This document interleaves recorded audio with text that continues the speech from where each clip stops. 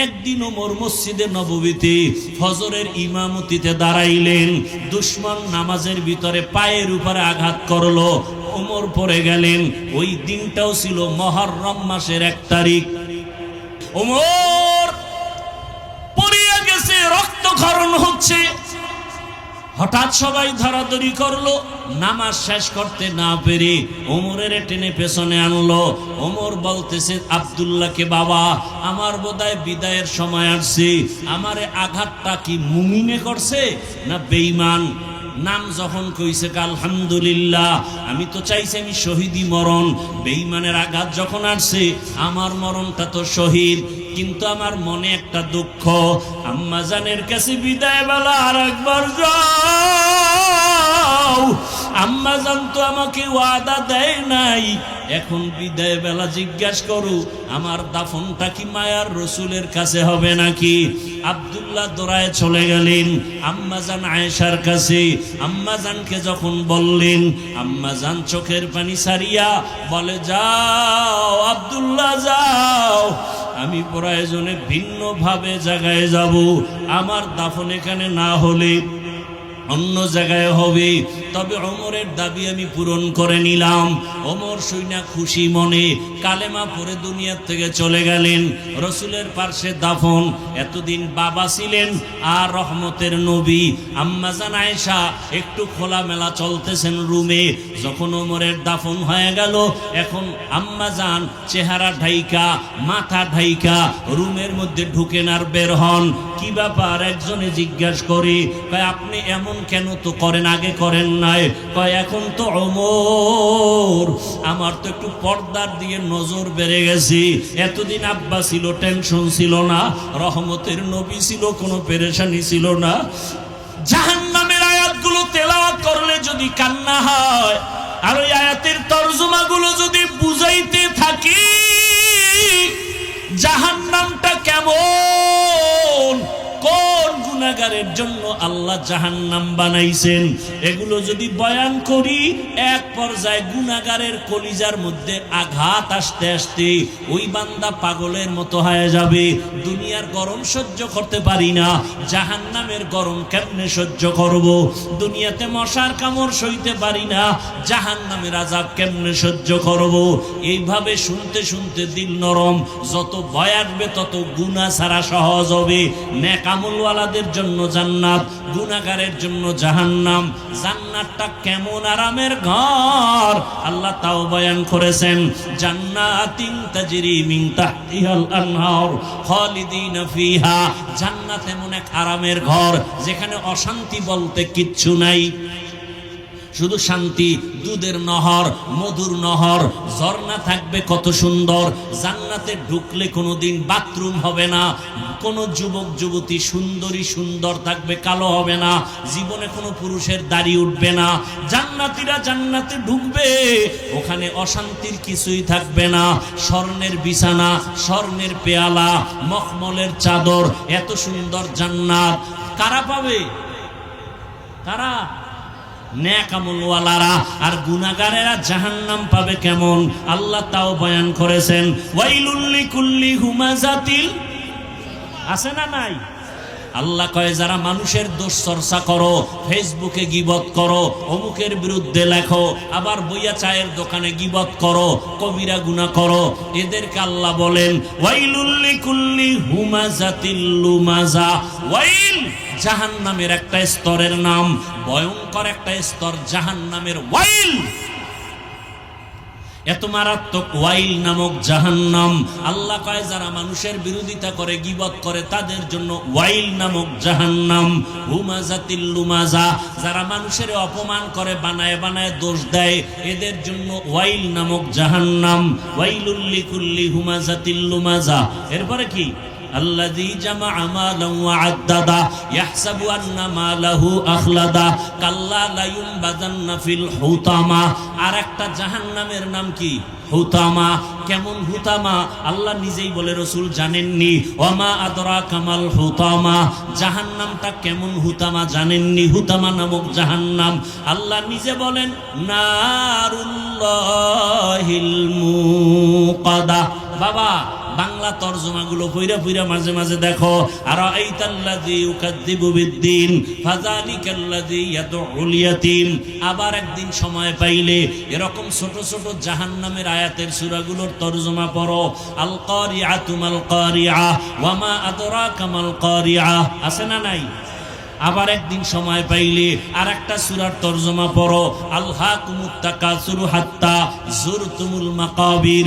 আর একদিন সময় পাইলে আবার একটা ছোট্ট সূরার তরজমা পড়ো বাংলায়, কেনা লাগবে না, মোবাইলে পড়ো। ইজা জুলজিলাতিল আরদু জিল। এগুলো যদি পড়ো দেখবা জাহান্নামের ভয় একদিন যদি অন্তরে আসে, তোমার মরিয়া গেল গুনাহ করতে মনে চাইবে না। এমন আল্লাহর ভয়। ওমর এত ভয় পাইয়া ইন্তেকালের কিছুদিন আগে ছেলের নাম আব্দুল্লাহ, আব্দুল্লাহরে ডাইকা কান্না করে, ডাক দিয়া কয়, আব্দুল্লাহ মনে হয় বেশি দিন বাঁচবো না, তবে আমি দুইটা দোয়া সব সময় করেছি, আমার মরণটা যেন রসুলের শহরে হয় আর দাফনটা যেন রসুলের পার্শ্বে হয়। কিন্তু আবু বকরও চলে গেছেন, আমার মায়ার নবীও চলে গেছেন। এখন পার্শ্বে তো আয়েশার রুম, আয়েশা যদি অনুমতি না দেয় আমার উপায় নাই, রসুলের পার্শ্বে যেতে পারবো না। কারণ আয়েশার হুজুরা, সেখানে তার স্বামী রসুল আছেন, তার বাবা আবু বকর। আয়েশা যদি অনুমতি না দেয় আমি রসুলের পাশে যেতে পারবো না। কিন্তু আমার মনে চায় আমি যেই রসুলের মায়া, যেই রসুলের মোহাম্মত ছাড়া এক সেকেন্ড আমি বাঁচতে পারতাম না, মায়ার নবীও আমাকে ছাড়া কোথাও যাইতেন না। এক পার্শ্বে আবু বকর আর এক পার্শ্বে আমি ওমর। পরামর্শ আমার ছাড়া ওমর আবু বকর ছাড়া করতেন না। ওই নবীরে ছাড়া আমি কবরে গিয়া থাকবো কিভাবে? আব্দুল্লাহ আমার মনের ব্যথাটা আম্মাজানকে একটু বল। আম্মাজান কি জবাব দেয় আমাকে এসে শোনা।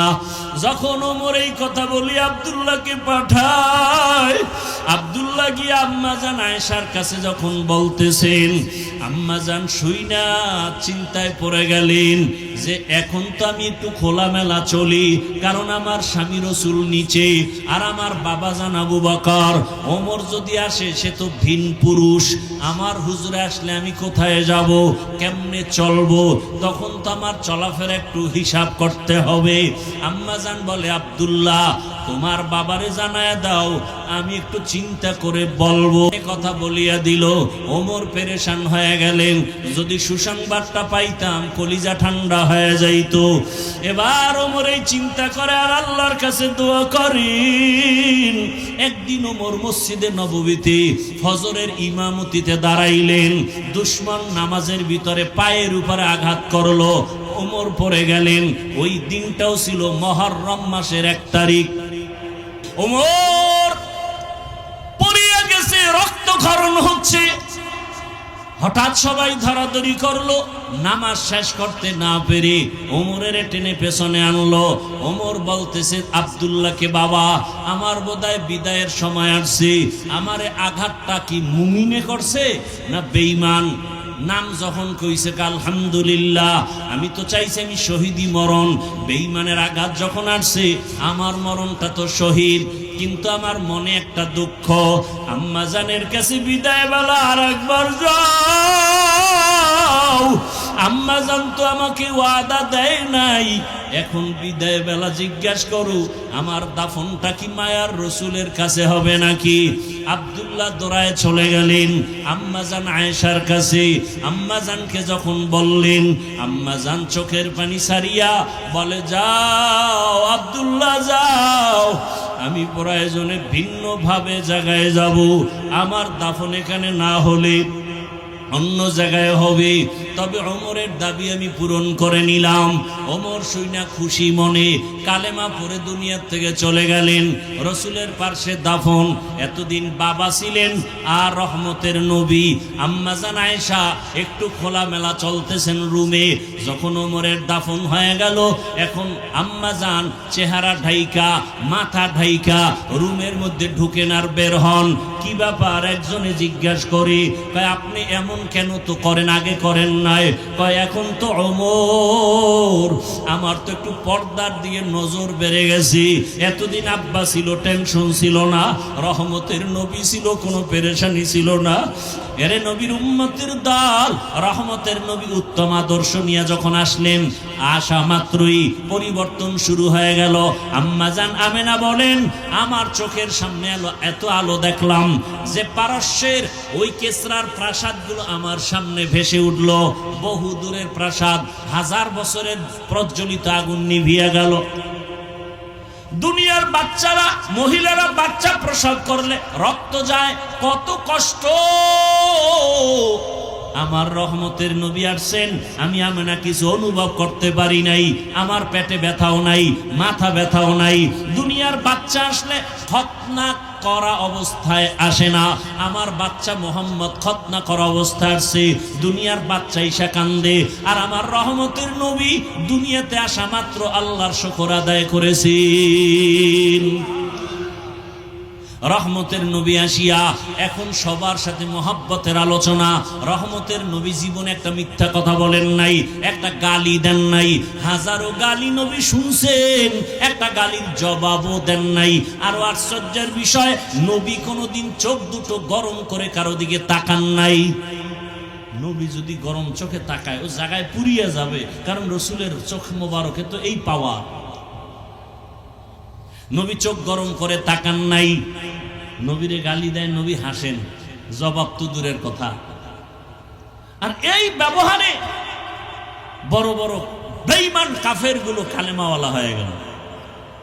দেখছেন নি এত খারাপ মানুষ, এখন তারা ভালো, আবার কেমন ভালো। আল্লাহ বলেন, জিবরাইল যাও, রহমতের নবীরে টিকিট দিয়া দাও, স্লিপ দিয়া দাও, লিস্টি আছে, নাম আছে। এই লিস্টির মধ্যে যত নাম আছে এরা বিনা হিসাবে জান্নাতি। জানা থাকলে বলেন তো কয়জনের নাম? প্রথম জন কে বলেন?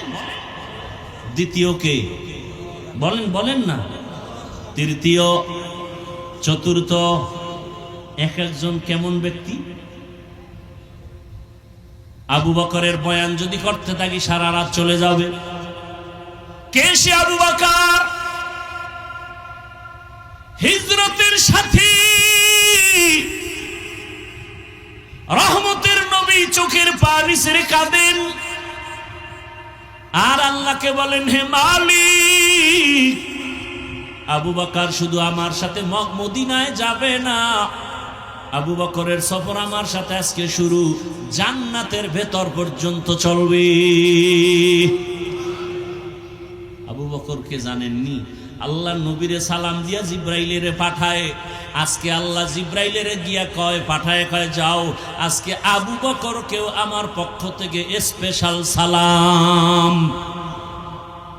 কিন্তু তাদের ইতিহাস পড়েন, 4 খলিফার জীবনী লেখা গুগলে সার্চ দেন, সব চলে আসবে। আবু বকরের ইতিহাস যদি পড়ে দেখেন, ফলাফল কি পাবেন? সারা জীবন কান্না কান্না কান্না। ওমরে ফারুকের ইতিহাস যদি পড়েন, ফলাফল বেরিয়ে আসবে কান্না কান্না কান্না। ওসমান জিন্নুরাইনের ইতিহাস পড়বেন, ফলাফল বেরিয়ে আসবে কান্না। হযরত আলীর জিন্দেগি ভর কান্না। জান্নাতের টিকিট পাইয়া চোখের পানি ছেড়ে কান্নার আওয়াজ। আল্লাহর আযাবের প্রতি এত ভয়, যেই রসুলের মারার জন্য তরবারি নিয়ে দৌড়ায় ওমর, 27 বছর বয়সে দৌড়ায় নবীকে জবাই করবে। কে? রহমতের নবীর সামনে দাঁড়াইয়া তরবারি ফালায়, নবীর কাছে ক্ষমা চাইয়া কালেমা পড়িয়া আবার তরবারি হাতে নিল। নবী কইছে হাতটা লাগাও, রসুলের হাতের সাথে ওমরের হাত লাগছে। এই পরিমাণ পাওয়ার আল্লাহ দিছেন। তরবারি নিয়ে ওমর 1 মিনিট আগে ছিল রসুলের দুশ্মন, রসুলকে কাটবে, সেই তরবারি হাতে নিয়ে বলে, আসো রসুলের দুশ্মনেরা আমার সামনে। এবার রসুল কবে আসলেন, কেন এবং দিন কত তারিখ, এগুলো নিয়ে মুমিনের জানার তেমন কোনো মজবুত বিষয় না। মুমিনের এখান থেকে জানার বিষয় কি, নবী কি নিয়ে আসলেন আর আমাদের উম্মতের কি দিয়ে চলে গেলেন। এটা হলো আসল বিষয়। তবে এখানে আরেকটু কথা আমি বলে রাখি, আমরা সবাই জানি রসুলের আগমন, কিন্তু রবিউল আউয়ালে ইসলামের জন্য আরো মহা সুসংবাদ কি? ভেলাদাতুন নবী সাল্লাল্লাহু আলাইহি ওয়াসাল্লাম। রবিউল আউয়ালে শুধু রসুলের ভেলাদাত না, রসুলকে যে রিসালাত দেওয়া হলো, কিতাব দেওয়া হলো, তাও রবিউল আউয়াল ছিল। রসুল বেঈমানের তাড়নায় পড়ে জন্মভূমি ত্যাগ করে ইসলামের ইতিহাসে এক বড় পাওয়ারফুল মুসলমানের সুসংবাদ, কষ্টের মাঝেও শান্তি, তা হলো মক্কা থেকে মদিনাতুল মুনাওয়ারার হিজরত। সে হিজরতও হয়েছে রবিউল আউয়ালে। রসুলের ভেলাদাত রবিউল আউয়াল, রসুলের রিসালাত রবিউল আউয়াল, রসুলের হিজরত রবিউল আউয়াল, রসুলের রেহলাত বা ওয়াফাত রবিউল আউয়াল। কয়টা জিনিস পাইলাম? কথা বলতে হবে।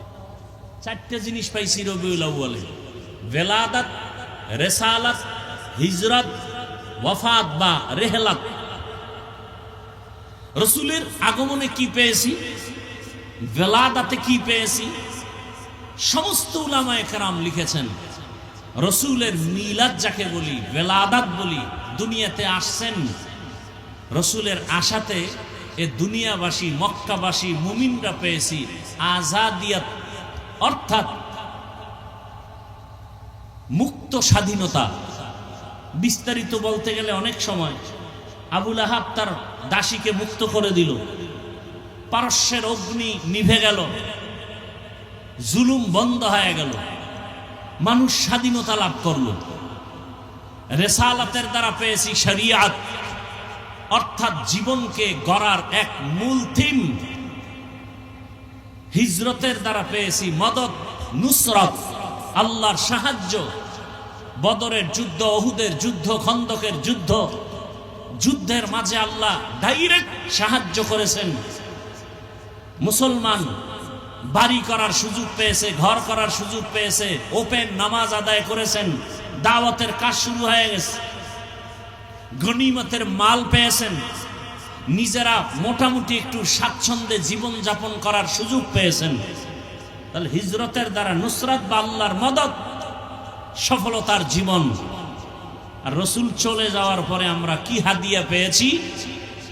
আমরা রসুলের ইন্তেকাল বা ওয়াফাত বা রেহলাতে পেয়েছি নিজামে খেলাফত, অর্থাৎ একজন বক্তা, একজন মসজিদের ইমাম, একজন রাষ্ট্রের ইমাম না থাকলে সেখানে কি করতে হবে, পরবর্তী খলিফা কিভাবে নিযুক্ত করতে হবে, আল্লাহর রসুলের ইন্তেকালে আমরা সেই খেলাফতের নিয়ম নীতি পেয়েছি। কিভাবে খলিফা নির্দিষ্ট করতে হবে, ইমাম বানাতে হবে। যে আব্রাহাম লিঙ্কনের আদর্শ না মাও সেতুনের আদর্শ না লেনিনের আদর্শ, এখানে আদর্শ হবে রহমাতুল্লিল আলামিনের আদর্শ। রসুলের ইন্তেকাল হয়ে গেল, উম্মতের জন্য মাপকাঠি চলে আসলো খেলাফতে রাশেদা, খুলাফায়ে রাশিদিন। নবী বলে গেলেন, আলাইকুম বিসুন্নতি ওয়া সুন্নাতিল খুলাফাইর রাশিদিন আল মাহদিয়িন। আমার সুন্নতের আঁকড়ায় ধরো, আমার খুলাফায়ে রাশিদিনের আদর্শ বা সুন্নতকে আঁকড়ায় ধরো। যদি ধরতে পারো, দুনিয়ায় বাদশাহ, আখিরাতেও বাদশাহ। খুলাফায়ে রাশিদিন আবু বকর, ওমর, ওসমান, আলী, নবীর আদর্শকে সুন্নত শব্দ বলেছেন। আবু বকর, ওমর, ওসমান, আলীর আদর্শকে সুন্নত শব্দ দ্বারা রাসূল অবহিত করেছেন। আলাইকুম বিসুন্নতি ওয়া সুন্নাতিল খুলাফাইর রাশিদিন আল মাহদিয়িন। খুলাফায়ে রাশিদিনের সুন্নত, আদর্শকে সুন্নত বলার মানে হলো, রাসূল বলে গেলেন, আমি দুইটা জিনিস রেখে গেলাম, আঁকড়ায় ধরো। তারাকতু ফীকুম আমরাইন লান তাদিল্লু মা তামাসসাকতুম বিহিমা, কিতাবাল্লাহ ওয়া সুন্নাত রাসূলি। আমার সুন্নাত, আমার সাহাবা খোলাফায়ে রাশিদিনের সুন্নত, আমার সুন্নাত খোলাফায়ে রাশিদিনের সুন্নত।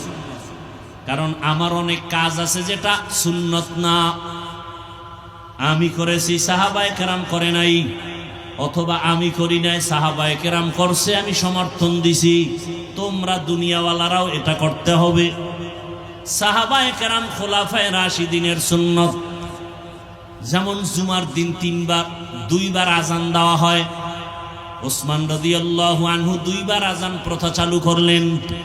খোলাফায়ে রাশিদিনের সুন্নাত। আমি মুহাম্মদ এই নিয়ম করি নাই, ওসমান করেছে, পালন করবা। আলাইকুম বিসুন্নতি ওয়া সুন্নাতিল খুলাফাইর রাশিদিন আল মাহদিয়িন। আমার এরা খলিফা, আমার এরা ছাত্র। কেমন ছাত্র? বলে রাশিদিন, এরা পথ প্রদর্শক। কেমন পথ প্রদর্শক? মাহদিয়িন, এরা হেদায়েত প্রাপ্ত। সুবহানাল্লাহ। না, এরা হেদায়েত প্রাপ্ত। রহমতের নবী বলেন, আসহাবি কান্নুজুম, আমার এক একজন সাহাবী আকাশের এক একটা নক্ষত্রের মতো। তার মানে বর্তমানে উদাহরণটা দেওয়া বড় সহজ। আমাদের কুয়াকাটার পরে দক্ষিণবঙ্গে বঙ্গোপসাগর, কক্সেস বাজারের ওপারে বঙ্গোপসাগর। ইলিশ মাছ ধরার জন্য জেলেরা 500 হাত 400 হাত পানির মধ্যে চলে যায়, যেখানে টাওয়ার নাই, নেটওয়ার্ক নাই, মোবাইল বন্ধ, সব বন্ধ। জেলেকে বললাম, তোমরা এমন জায়গায় চলে যাও যেখানে টেলিফোন চলে না, যেখানে 500 হাত পানি, 400 হাত পানি।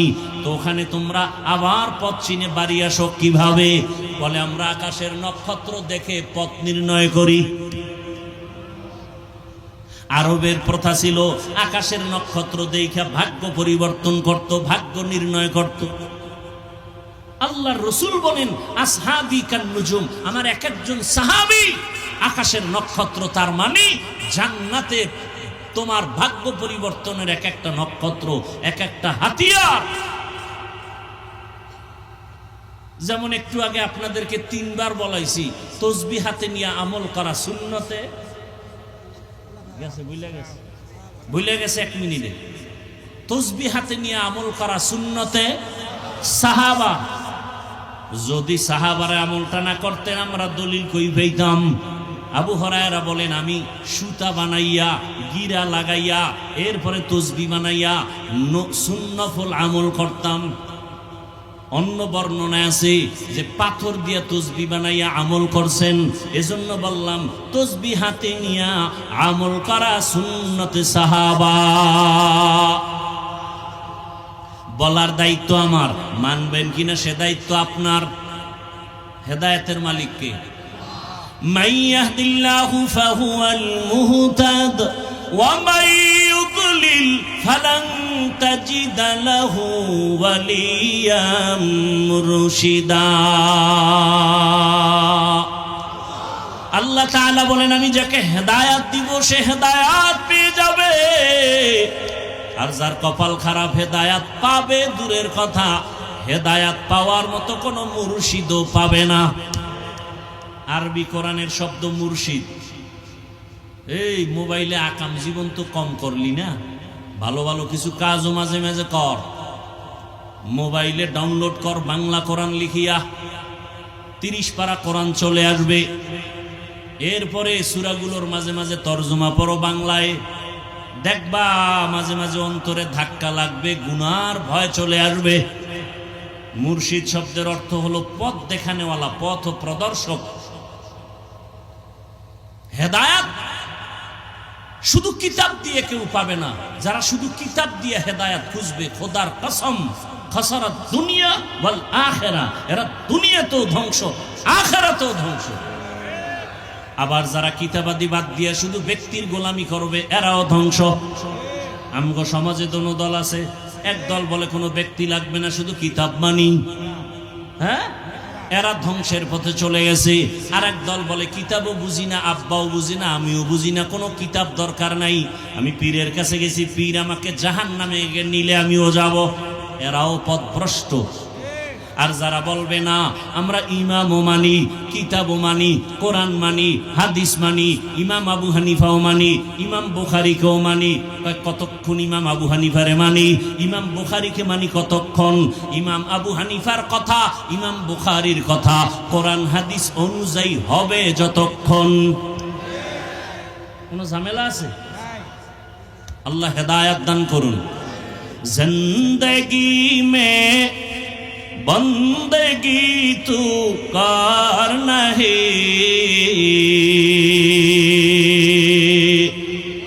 जिंदगी में बंदगी तू करना है, जिंदगी में बंदगी शर्मिंदा है, जिंदगी में बंदगी शर्मिंदा है। दुनिया में हो तलबगार न हो, बाजार से गुजर हो खरीदार न हो।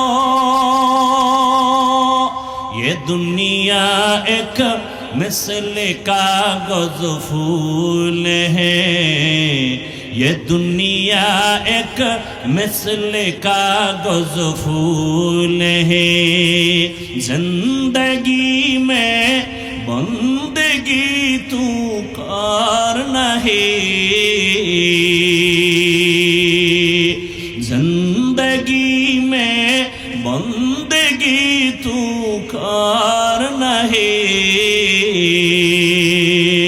जिंदगी में बंदगी शर्मिंदा है, जिंदगी में बंदगी शर्मिंदा है, जिंदगी में बंदगी कुन बंदगी, बंदगी बे जिंदगी शर्मिंदगी।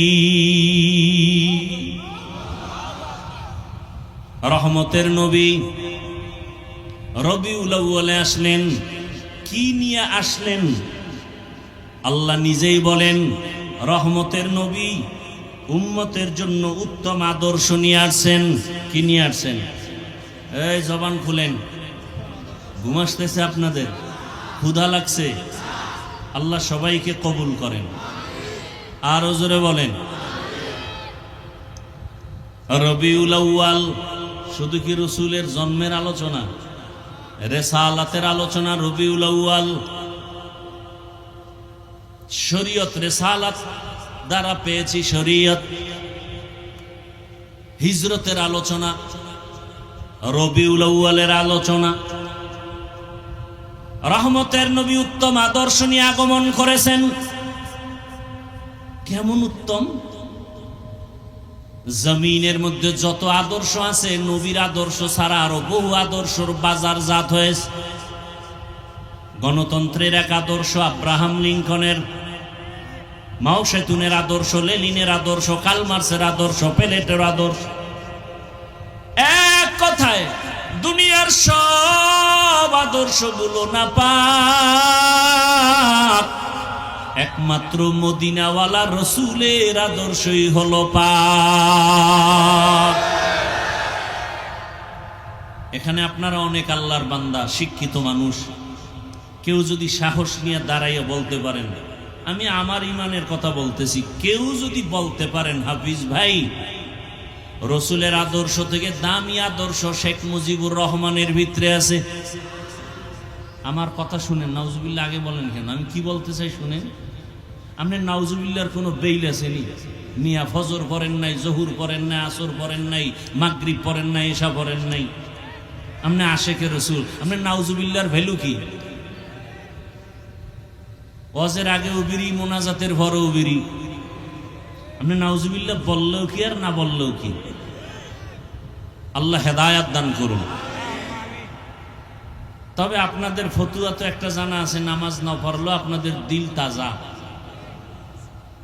মদিনার রসুল বলেন নামাজ যারা পড়ে না ওরা পৃথিবীর নিকৃষ্ট চোর, আর আপনি বলেন আপনার দিল পরিষ্কার।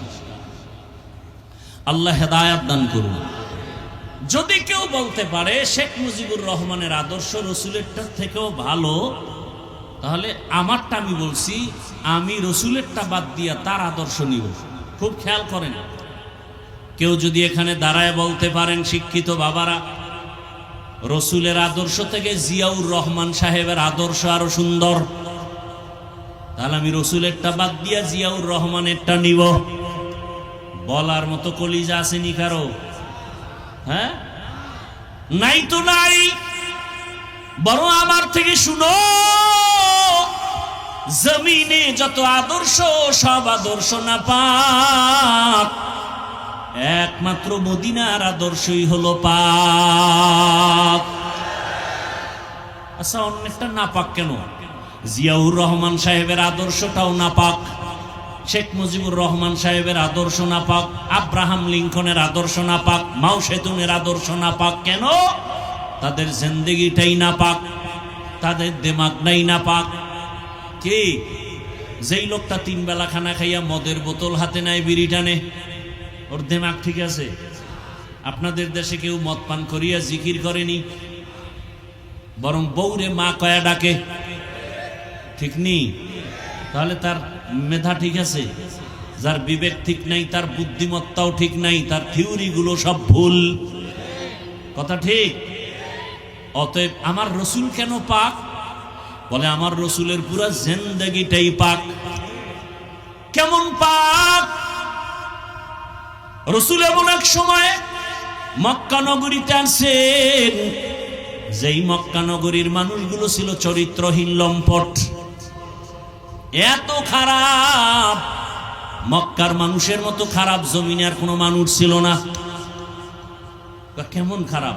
নারী আর পুরুষ সব উলঙ্গ, বাইতুল্লাহ তাওয়াফ করে, সব একসাথে নারী পুরুষ উলঙ্গ। বিষয় কি? আমগো কাফুর নাফাক, ময়লা, এই জন্যই কাপড় নিয়ে বাইতুল্লাহ যাব না, লজ্জা, ল্যাংড়া যাবো।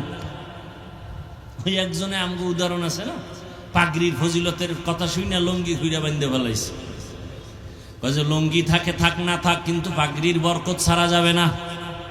কিছু মানুষ আছে না অতি আবেগ, কোরবানির বয়ান শুনে নিয়ত করছে কোরবানি না দিয়ে মরমু না, বাড়ি যে টেনশনে ভরে গেছে, ওয়াদা তো করে ফেলছি, ওয়াদা ভাঙা যাবে না, তো কাবা ঘর ভাঙার সমান। কোরবানি যে দিব টাকা নাই, কি করা যায়? কয় চুরি করে হলেও দিব। চুরি করব কই? মামার বাড়ি একটা নতুন গরু কিনছে, দেওয়ার জন্য এটারে নিয়ে আসছে। রাস্তায় ইমাম সাহেব দেখে, খাই তুমি না গরিব? বলে হ্যাঁ।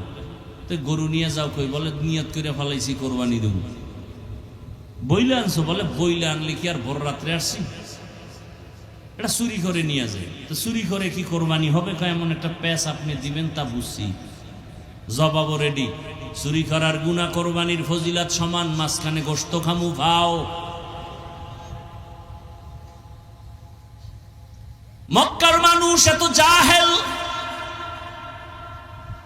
পশু জবাই করিয়া রক্তগুলো দেওয়ালে মাখে বাইতুল্লাহর বরকত মনে করে। আল্লাহ বলে সাবধান, লা ইয়ানালাল্লাহা লুহুমুহা ওয়ালা দিমাউহা ওয়ালাকিন ইয়ানালুহুত তাকওয়া মিনকুম।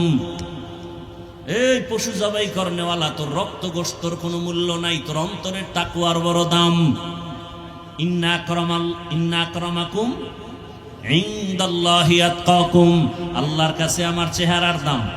বলেন, আল্লাহর কাছে আমার কণ্ঠের দাম, আল্লাহর কাছে আমার পোশাকের দাম।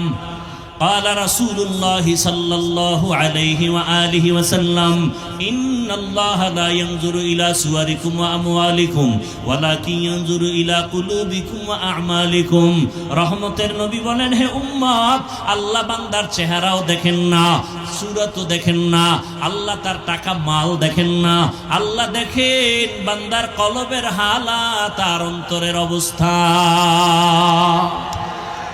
हर के दारत खौफे हक दर दिल मदाम जन्नतुल मावा देहदूरा मकाम जुज़बा हक ची जे मखाज इंसो जा फजले उआ मस्ते दर जुमला जहां।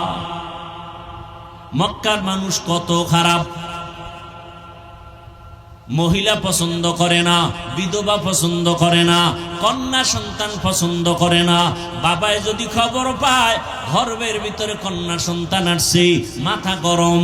অনেক বাবা দুনিয়াতে আসার পর নিজের কন্যাটার গলা টিপে মেরে ফেলেছে। বহু বাবা লজ্জায় বাজারে যায় না, কন্যা হয়েছে এই লজ্জা।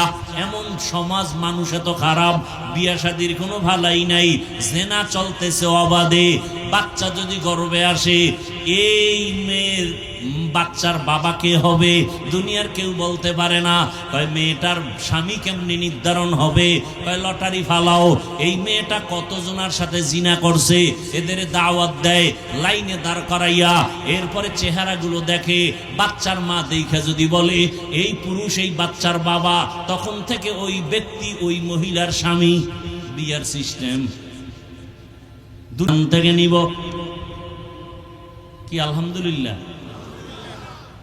যেখান থেকে মনে চায় সেখান থেকে পেটে বাচ্চা কুকুর নিরা নিতে পারে, মানুষ নিতে পারে না।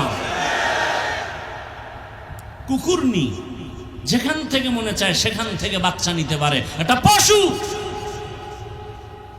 মানুষ নিতে পারে না। মানুষ নিতে গেলে সে মানুষ থাকে না, হায়াওয়ান থেকেও খারাপ। ঘোষণাকার ওয়ালাকাদ যারানা লিজাহান্নামা কাসীরাম মিনাল জিন্নি ওয়াল ইনস লাহুম কুলুবুন লা ইয়াফকাহুনা বিহা ওয়া লাহুম আ'য়ুনুন লা ইউবসিরুনা বিহা ওয়া লাহুম আযানুন লা ইয়াসমাউনা বিহা উলাইকা কাল আনআমি বাল হুম আযাল উলাইকা হুমুল গাফিলুন।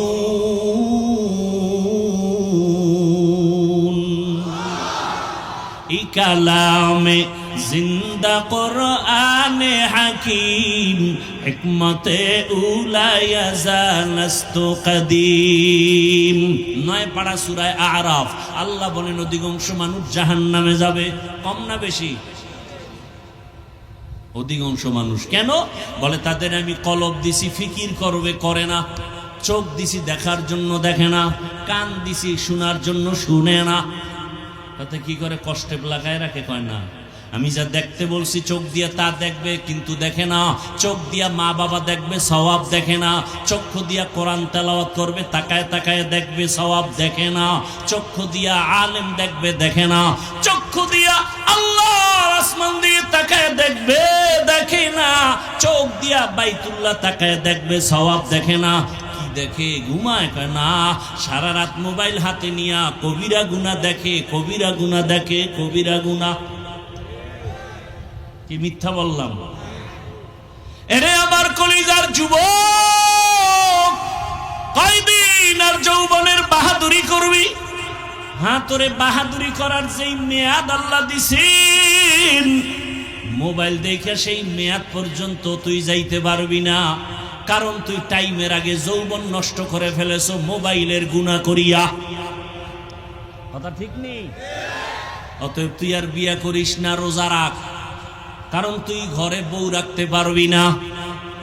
আর যেই বউ তোর সাথে কোরআনের ওয়াদা দেয়, মনে করবি ওই বউর ওয়াদাও সঠিক না। তোর সাথে যদি কসম খায় যে তোমার ছাড়া বাঁচমু না, আমি একটারে ধৈর্য বলি, তোর যে ওয়াদা দিল মাইয়া কয় নাম্বার সিরিয়াল? ওটা আমি কেমনে কম? আমি বললাম তোর সিরিয়াল যতই, মাইয়ার সিরিয়ালও তত। তুই যদি 2 মাইয়ার চরিত্র নষ্ট করে 3য় মাইয়ার সাথে কোরআনের ওয়াদা করো, ওই মাইয়াও 2 পুরুষের চরিত্র নষ্ট করে 3 নাম্বার তোরে ধরেছে। তোরে রাস্তার ফকির বানায়া জাল মিটাবে, কত ধানে কত চাল। আল্লাহ হেদায়াত দান করুন। মা ছাড়বে, বাপ ছাড়বে, মোবাইল ছাড়বে না। কি? আল্লাহ মোবাইলের গুনাহ থেকে হেফাজত করেন। এই মোবাইল কি নষ্ট করে নাই বলো তো?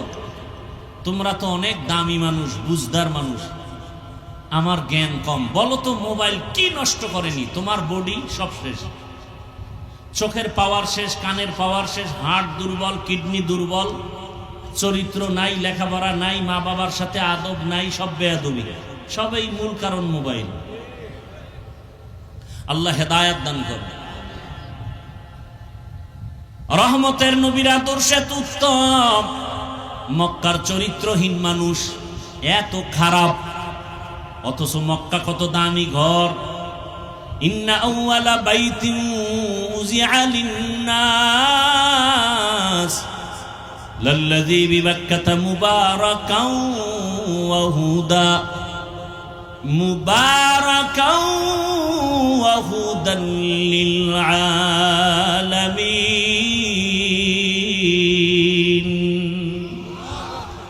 এমন একটা দামি ঘর যে তাকাইয়ে, প্রথম তাকাইয়া যা আল্লাহর কাছে চাইবে সাথে সাথে কবুল। কেমন এক ঘর বাইতুল্লাহ, যেই বাইতুল্লাহর সীমানায় কোন মুমিন ঢুকিয়া একবার বলবে আল্লাহ, 1,00,000 বার আল্লাহ বলার সওয়াব। কিয়ামত পর্যন্ত এই বাইতুল্লাহর এরিয়ার মধ্যে সীমানায় কোনো বেঈমান ঢুকতে পারবে না। আল্লাহ বাইতুল্লাহর জায়গার শপথ করে বলে দিয়েছেন, ওয়াত্তিনি ওয়াজ্জাইতুনি ওয়া তুরি সিনিন ওয়া হাযাল বালাদিল আমিন। এত সুন্দর দামি ঘর, সেই ঘরের পাশের মানুষগুলো কেন এত খারাপ? আপনাদের এলাকায় মসজিদ আছে না? কষ্ট হয়? কষ্ট তো আমার হয়। মসজিদের পাশের মানুষ যতটা অন্যায় করবে অন্যদের তুলনায় বাহিরের মানুষের থেকে কি বেশি করবে না কম? কেন? মসজিদ এটা সম্মান করে, কথা ঠিক। তাহলে দুনিয়ার অন্য জায়গার মানুষ খারাপ হবে, মক্কার পাশের গুলো এত খারাপ কেন? নাম্বার 2, আপনাদের এলাকার কোথাও মদের আড্ডা চলে, জুয়ার আড্ডা চলে? আমি তো আর জানি না, বুঝাবার জন্য বলি। যদি চলে তো কপাল ভালো। কোন দিকটা ভালো? রাত যদি না থাকে আলোর মর্যাদা বুঝে আসে না, বাতিল যদি না থাকে হকের পরিচয়ে আসে না। এজন্য হক বাতিলের দ্বন্দ্ব আদম আর শয়তান দিয়ে আল্লাহ লাগায় দিলেন। কিয়ামত পর্যন্ত লড়াই চলবে, লড়াই করে হক বাতিলের দ্বন্দ্বে বিজয়ের পথে আগায় যাও। তো মদের আড্ডা চলে, কিছু ঈমানওয়ালা হালকা যারা মাঝে মাঝে নামাজ পড়ে মাঝে মাঝে পড়ে না, এরা ঈশা আলেম ওলামারে ডাক দিয়া কয়, শুনছেন নি এলাকায় মদের আড্ডা চলে, বন্ধ করতে হবে। এলাকার যে বড় হুজুর সে বলবে তোরা ব, আমি যাই, বলবে। যদি যাইতেও চায় সবাই বলবে না না না না আপনি যাইয়েন না, ওখানে পরিবেশ হয় নাই। এখন যারা হালকা ঈমানওয়ালা ওরা কয় আমরা আগে গিয়ে দেখি ওখানের কি হালাত, পরে হুজুর গনিমু। ঠিক তেমনি ভাবে মক্কার মানুষ এত খারাপ, এই খারাপ পরিবেশে স্বাভাবিক কোন মুমিন আসবেন, কিন্তু পৃথিবীর শ্রেষ্ঠ রহমতের নবীকে আল্লাহ এত খারাপ মানুষের মাঝে পাঠালেন কেন? প্রশ্ন বুঝেননি? জবাব দিব না, সংক্ষিপ্ত আকারে একটু ইশারাতান বলবো। রোগী যত বড় ডাক্তার তত বড়, রোগী যত বড় ডাক্তার তত বড়। কেমন ডাক্তার? এমন একজন ডাক্তার আমার রহমতের নবী কিয়ামত পর্যন্ত উম্মতের চিকিৎসার জন্য আর কোন ডাক্তারের প্রয়োজন হবে না। আর প্রয়োজন কয় তাহলে এত মাযহাব কেন, এত ইমাম কেন, পীর মাশায়েখ কেন, আলেম ওলামা কেন? বলে এগো শুধু কাম হলো রহমতের নবীর প্রেসক্রিপশনটা উম্মতের বুঝায় দিবে, টাইম মতো যেন ঔষধ সেবন করে উম্মত। এরা বুঝায় দিবে 5 বেলার নামাজ পড়ো, আমল নামায় গুনাহ থাকবে না, মা বাবার থেকে দোয়া নাও, শিক্ষকের দোয়া নিয়ে চলো, আলেমের নেক নজর নিয়ে চলো। ঘুমের আগে যদি অজু কইরা ঘুমাইয়া বুকের উপরে লেখো ওমরের নাম, আইন মিম রা আঙ্গুল দিয়া, ডান হাতের শাহাদাত আঙ্গুল দিয়া লিখবি আইন মিম রা। খোদার কসম স্বপ্ন তো সবে না জীবন। আর তুই যদি 1000 বারো লেখো আর অজু ছাড়া মোবাইলে আকাম করতে করতে ঘুমাও, তোর এক রাইতে জিন্দেগি বরবাদ। একটা ভালো টিস্যু আনতে পারলেন না কেউ?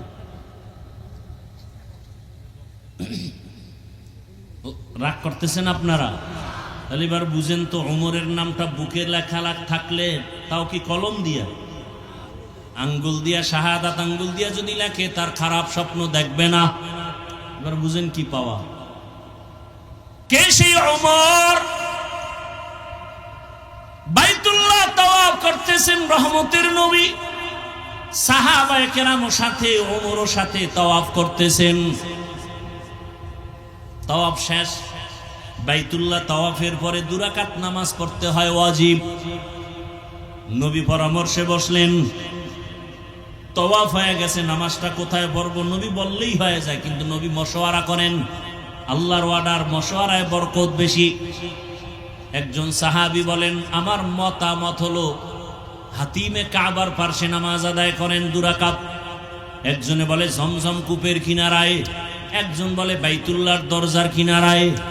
ওমর বলেন, আমার মত হলো যেই পাথরের উপরে দাঁড়াইয়া ইব্রাহিম নবী ইসমাইলের দিয়া বাইতুল্লাহ নির্মাণ করছেন, ওই ইব্রাহিম নবীর ব্যবহার করা পাথরটাকে মাকামি ইব্রাহিমি বলে, ওই পাথরের পেছনে নামাজ আদায় করি। পরামর্শ শেষ, নবী সিদ্ধান্ত দেন না, অপেক্ষা আসমান থেকে সিদ্ধান্ত চলে আসবে। জিব্রাইল এসে আয়াত নিয়ে হাজির। জিব্রাইল কয়, আল্লাহ আয়াত দিয়ে বলছেন, ওমর যে মতামত দিছেন আল্লাহ মেনে নিয়েছেন, আপনাকেও মানতে বলেছেন। সেই ওমরের বিরুদ্ধে যদি বর্তমানে কেউ কথা বলে, বিরোধিতা করে, খোদার কসম এর মতো ভণ্ড কেউ নাই, এর মতো বেয়াদব এই জমিনে কেউ নাই। লিকুল্লি শাইইন জিনাতুন ফিল ওয়ারা ওয়া জিনাতুল মারই তামামিল আদাবি। আজ খোদা খাহিমে তৌফিক আদব, বেআদব মাহরুমে গাশ আজ ফজলে রব। সেই ওমর কেমন পাওয়ারওয়ালা! ওমর এখন যেই পথ দিয়া হেঁটে যায়, ওই পথ দিয়া শয়তান পর্যন্ত হাঁটে না। দেখছেন নি, শয়তানে ভয় পায় কারে? ওমরের। আমগো বাঙালি এক চালাক কয়, শয়তান আমারেও ভয় পায়। কেন? আমি ওর থেকে এই পরিমাণ আকাম জানি যে শয়তানও জানে না। এরে আমার কলিজার যুবক, সারা রাত যদি বয়ান করি কি লাভ হবে যদি তোমার আমল সুন্দর না হয়? মা বাবাকে গিয়া যদি আবার খারাপ ভাষায় গালি দাও, তোমার জীবনের কোনো বয়ান কাজে লাগবে না। আমি যে এতক্ষণ বয়ান করতেছি রে বাবা, একবারও কিন্তু বলি নাই আমার মতো টুপি লাগাও। আমি কওমি মাদ্রাসার সন্তান, তোমরা কওমি মাদ্রাসায় যাও বলছি। আমি তাবলিগের লাইনের সন্তান, পীরের মুরিদ, তোমরা পীরের কাছে যাও, তাবলিগে যাও, দেওবন্দে যাও। একবারও বলি নাই স্কুল কলেজের ছাত্র বাবারা স্কুল কলেজ ছেড়ে দাও, একবারও বলি নাই। বরং আজকে দেখছো ফেসবুকের গোলাম হয়ে যারা 24 ঘন্টা পড়ে থাকো, দেখো নাই ঢাকা বিশ্ববিদ্যালয়ে আজকে ডাকসুর নির্বাচনে দেখছো নি রে বাবা, কলেজের ছেলে মেয়েরা প্রমাণ করে দিল এতদিন আমরা যা দেখছি আমরা আসলে ইসলাম চাই। কি চাই? তোমরা কি চাও? এই জন্য অনুরোধ করি রে যুবক, কোন দল বুঝি না, নেতা বুঝি না, ইসলাম যারা নিয়ে আসবে তারা আমাদের বন্ধু, যারা ইসলামের পক্ষে নাই তারা মুমিনের বন্ধু হতে পারে না। ভোটের আগে টাকা খাবা না, পায়খানা খাইও, হালাল সাবান দিয়া কুলি করবার শেষ। কিন্তু যারা ভোটের আগে টাকা খাবা, জাহান্নামের আগুন ছাড়া উপায় নাই। এই যুবকেরা, সত্য কথার সাক্ষী দিও বাবা, মানো আর না মানো, আল্লাহর কোরআনটা কি সত্য? একটু বুঝা শুনে বলো, কত পার্সেন্ট সত্য? সন্দেহ নাই? আচ্ছা, কোরআন যে 100% সত্য, কতটুকু? অর্ধেক। তাহলে বলো, যুবকদেরকে বলছি, বলো পুরাটাই সত্য? আচ্ছা, কোরআনের মধ্যে যত বয়ান আছে তাও কি সত্য? সাক্ষী দাও। যুবক বাবারা বলো, এই কোরআনে কি জান্নাতের বয়ান আছে, জাহান্নামের বয়ান আছে? এগুলো বুঝি একটু একটু মিথ্যা? হ্যাঁ, কে জান্নাতে যাবে, কে জাহান্নামে যাবে আল্লাহ পাক তাও বলেছেন, ইন্নাল আবরারা লাফি নাঈম ওয়া ইন্নাল ফুজ্জারা লাফি জাহিম।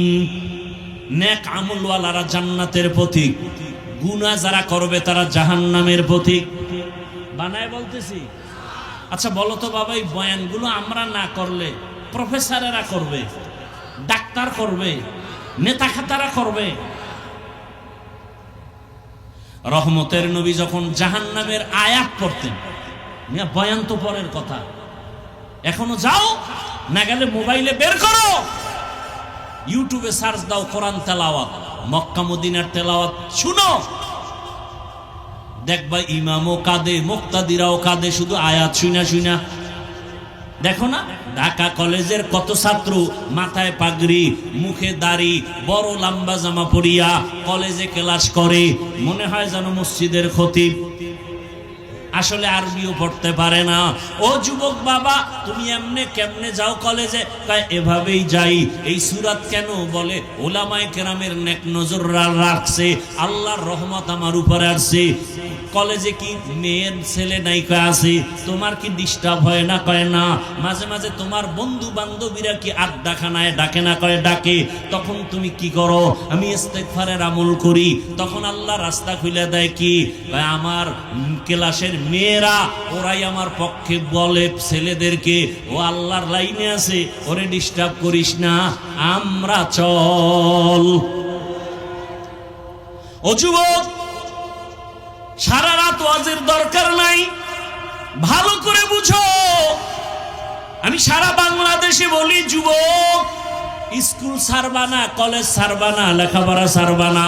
আমি দোয়া করে যাই, আমার দোয়া কবুল হবে না, তবে এখানে বহু আল্লাহর বান্দা আছে, কারো না কারো আমিন কবুল হবে বলে আশা করি। সবাই যদি আমিন বলে কবুল হবে, ওই দোয়ার নিয়তে বলি। দোয়া করে গেলাম যুবক তোমার জন্য। ডাক্তার হও, ইঞ্জিনিয়ার হও, প্রফেসর হও, তুমি একজন এসপি হও, ডিসি হও, এমপি হও, মন্ত্রী হও, তবে দাবি আমার একটা, বেয়াদব হইও না। তোমার ব্যবহারে কোনোদিন যেন মা বাবা কষ্ট না পায়, তোমার আচরণে কোনোদিন যেন শিক্ষক কষ্ট না পায়, উলামায়ে কেরাম যেন মনে কষ্ট না পায়।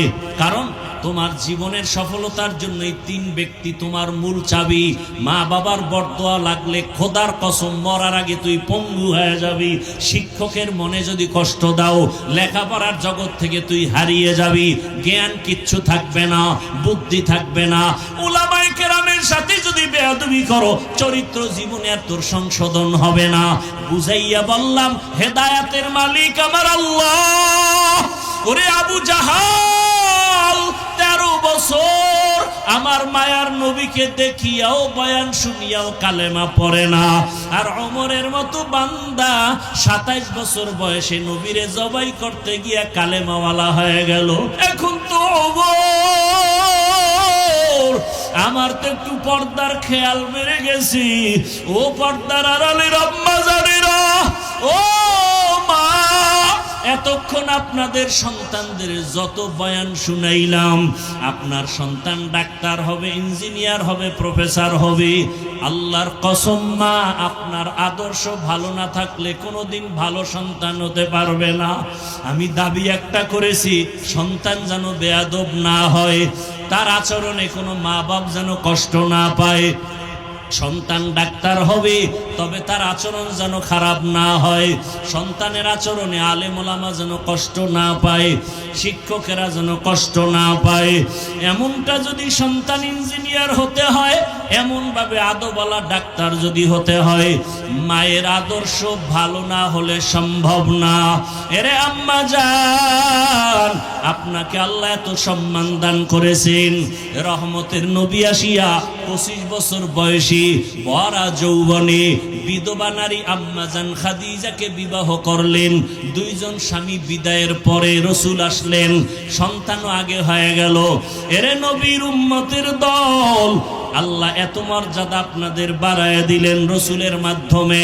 এরে আম্মা জান, আপনারা নবীদের মায়ের মতো এত দামি, সাহাবায়ে কেরামদের মায়ের মতো আপনারা, আম্মা জান আয়েশার মতোই নারী, ফাতেমা রাদিয়াল্লাহু আনহার মতো নারী, আপনারা তো আলেম ওলামা হাফেজে কোরআনের মায়ের মতোই দামি।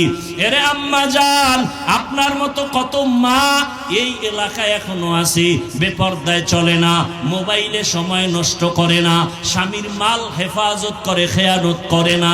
আম্মা জানেরা, আপনারা কেন পারবেন না?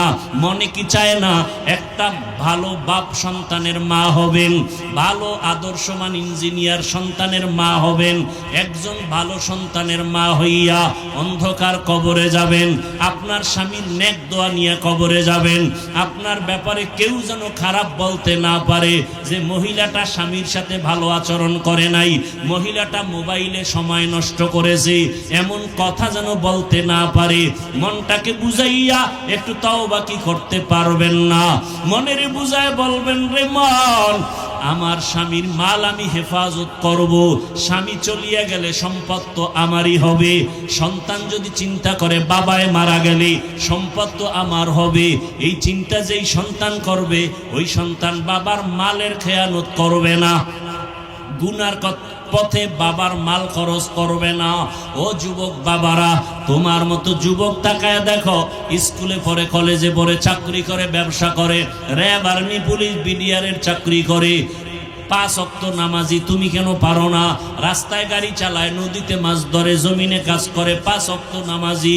তোমার মতো যুবক জেনারেল লাইনে থাকিয়া যদি নবীর আদর্শ মানিয়া চলে, তুমি কেন পারবা না? আমি কিন্তু আবারও বলছি, আমি কিন্তু একবারও বলি না চরমনাই যাও, উজানি যাও, পীরের কাছে যাও, তাবলিগে যাও, কওমি মাদ্রাসায় যাও। আমি কিন্তু উল্টা বলছি, ডাক্তার হও, ইঞ্জিনিয়ার হও, প্রফেসর হও, চাকরিজীবী হও, র্যাব, আর্মি হও, কোনো বাধা নাই, এমপি মন্ত্রী হও, দাবি একটা, বেয়াদব হইবা না। তার মানে বলে দিছি, মা বাবা তোমার সম্পদ, বেয়াদবি করলে মরার আগে ধ্বংস। তার মানে মরবা না, ভুগতে ভুগতে, কষ্ট পাইয়া পাইয়া জুতার বাড়ি, জায়গায় জায়গায় বেইজ্জতি। শিক্ষকের সাথে বেয়াদবি করবা না, কারণ তোমার জীবন সফলতার তিনি একটা চাবি। শিক্ষক আমাকে এখানে বসাইছে, আমার আব্বা আম্মা শুধু দোয়া করছে, কিন্তু আমারে বয়ান শিখাইছে আমার শিক্ষকেরা, ঠিক নেই? আমার কলম দিয়া দস্তখত আমার মায়ে শিখায় নাই, আব্বা শিখায় নাই, শিক্ষক আমাকে শিখাইছে। আমি আরবি কথা বলি, তেলাওয়াত করি, আমি বাংলা কথা বলি, আমি ইংলিশে কথা বলি, সব আমার শিক্ষকের অবদান, ঠিক নেই? অতএব শিক্ষকের সাথে বেয়াদবি করা যাবে না। ওলামায়ে কেরামের সংস্রব পাইয়া আলেম ওলামা আল্লাহওয়ালাদের নেক নজর পাইছি, যে কারণে বয়ানের মধ্যে টাকা দেওয়া হবে না, খানা দেওয়া হবে না। দীর্ঘ রাত পর্যন্ত তোমরা এখানে বসে আছো যুবক বাবা, খানাও দেওয়া হবে না, টাকাও দেওয়া হবে না।